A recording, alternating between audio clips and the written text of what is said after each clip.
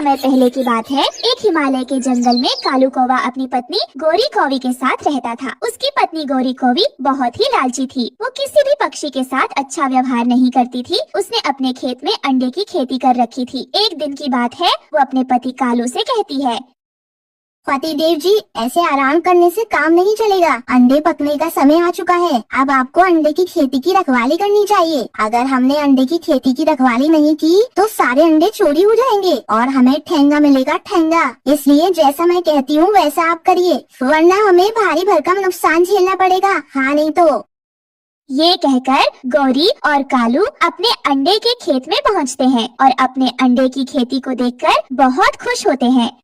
देखो कालू, इस बार अंडे की खेती कितनी अच्छी हुई है। इन अंडों को बाजार में बेचकर हम मालामाल हो जाएंगे। फिर हमें पैसों की कोई कमी नहीं होगी। तभी वहाँ रानो चिड़िया आती है और उन दोनों से कहती है, सुनो गौरी बहन, ये ले पैसे, मैंने आपके खेत से 10 अंडे तोड़े हैं अभी। अच्छा रानो चिड़िया, कितने रुपए दे रही हो 10 अंडों के तुम? गौरी बहन, 10 अंडों के मैंने आपको 50 रुपए दिए हैं। ये तो बहुत कम है चिड़िया, तुम्हें पता नहीं कितनी महंगाई हो गई है। पूरे 100 रुपए चाहिए मुझे 10 अंडों के, समझी तुम?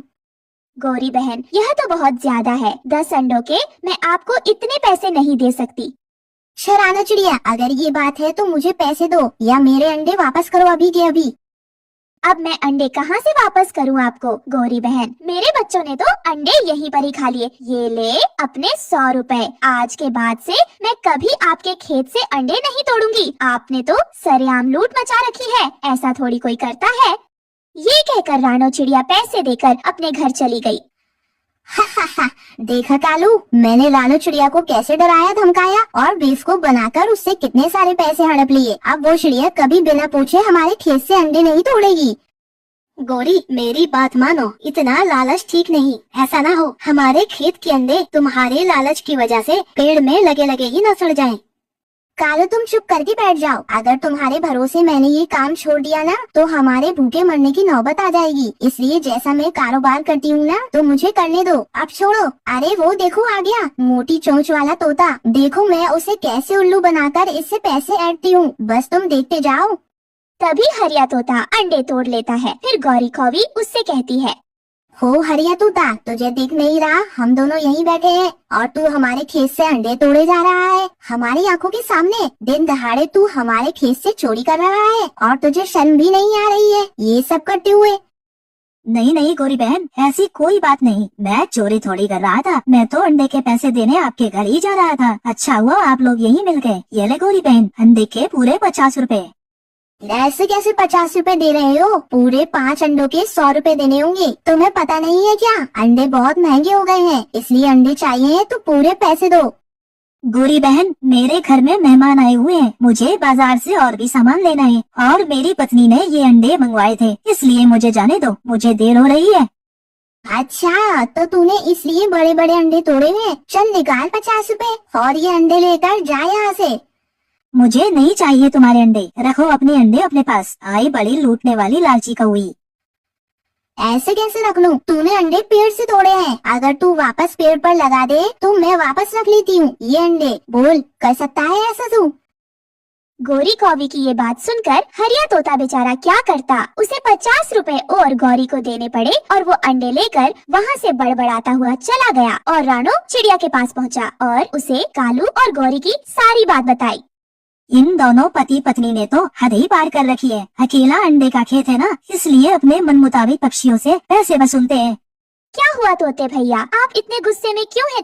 क्या बताऊं चिड़िया बहन, उस गोरी कौवी ने तो आज मुझे लूट लिया। 5 अंडों के पूरे 100 रुपए लिए हैं मुझसे। तोते भैया, उन्होंने मुझसे भी अंडे के ज्यादा पैसे लिए हैं। अब हम कर भी क्या सकते हैं? इस जंगल में एक ही अंडे का खेत है, वो भी गौरी और कालू का।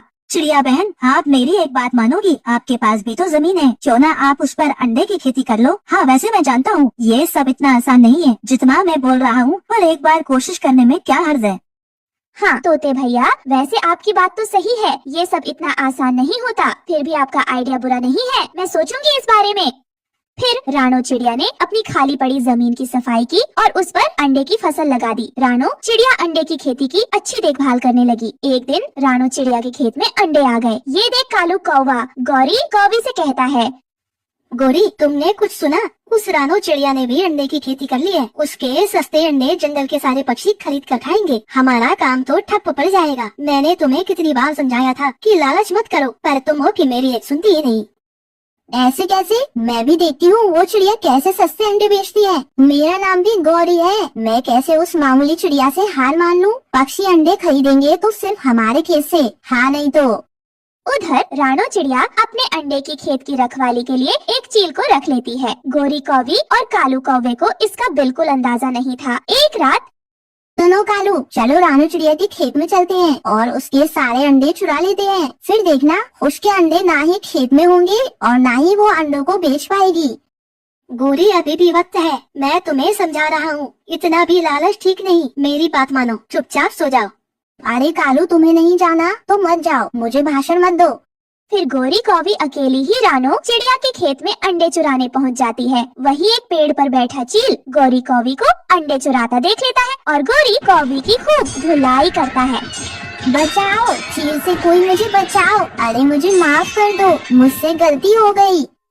बोल कौवी, फिर से चुराएगी अंडे खेत में से? तेरी शिकायत मैंने बहुत सुन रखी है। आज तू मेरे पकड़ में आ गई, मैं तुझे नहीं छोड़ूंगा। आज तेरी हड्डी पसली एक कर दूंगा।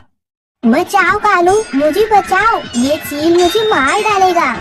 उस चील पर गोरी के चिल्लाने का कोई असर नहीं हो रहा था। वो मार मार कर गौरी को अधमरा कर देता है। उसकी आवाज सुनकर कालू कौवा वहाँ आता है। सुन रहे कालू, अपनी पत्नी को उठा और यहाँ से चला जा कहीं दूर, वरना इससे भी ज्यादा मारूंगा तुम दोनों को। हाँ, बात समझ में आ रही?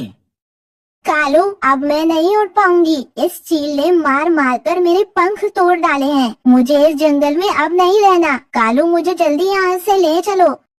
फिर कालू और गौरी जंगल छोड़कर चले जाते हैं। रानो चिड़िया अंडे की खेती करके जंगल के पक्षियों को सस्ते अंडे बेचने लगती है और खुशी खुशी अपने बच्चों के साथ रहने लगती है।